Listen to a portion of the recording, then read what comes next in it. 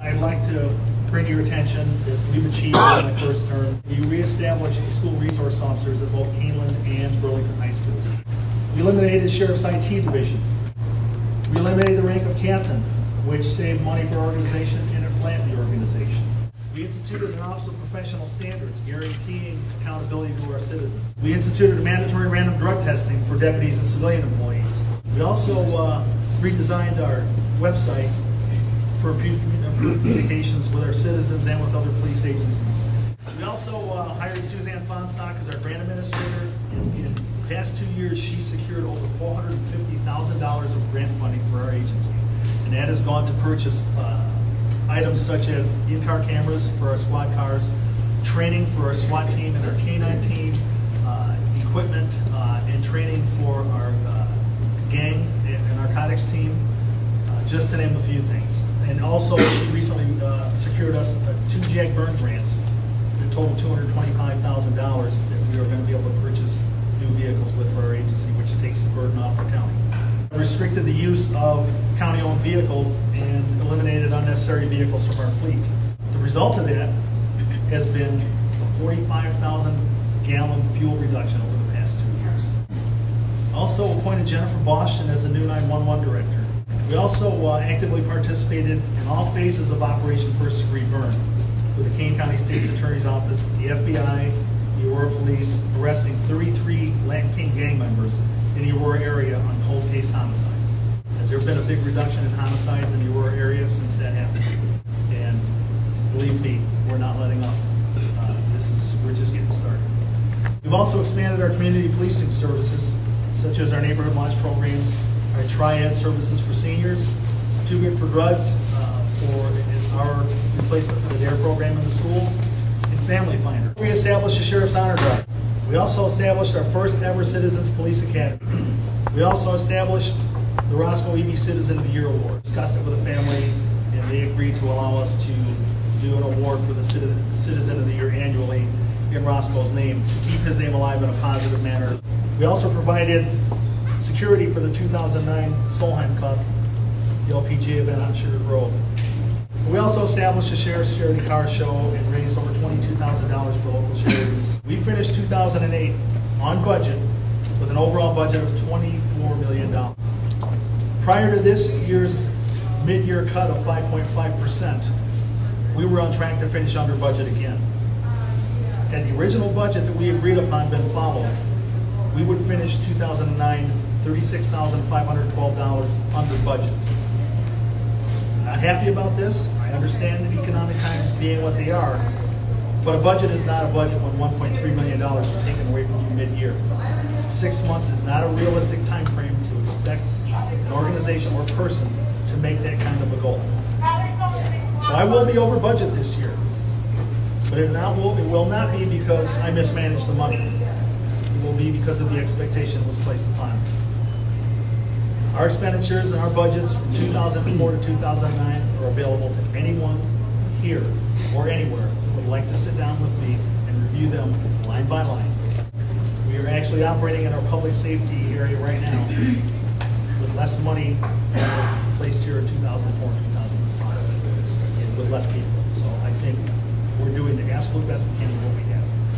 Talk to you just briefly about the accomplishments that we've made over the last 3 years, and I really wanted to highlight the most important ones.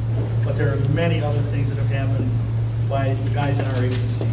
The people in patrol that several months ago responded to a shooting victim that was found in the middle of the road out in Kesslinger Road. We're able to find out who the people were that were involved in that. Took us to 2 houses in Aurora, and they were able to pull 3 or 4 guns, 240 pounds of marijuana, and several ounces of cocaine off the street. And that was a collaborative effort by a group of people from different divisions in our agency that rolled their sleeves up and went to work.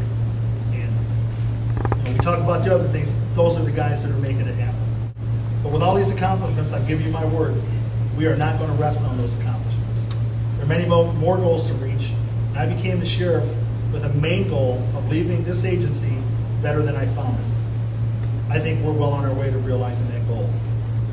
The goals I've set forth for the next 4 years are to continue to find efficiencies in streamlining our organization, continue to implement technology to assist us in our operations, continue to pursue grant funding to ease the burden on our budget, and to complete the jail build-out to eliminate the need for outsourcing of inmates and enable us to actually generate revenue by housing inmates from the U.S. Marshals and Immigration and Customs Enforcement.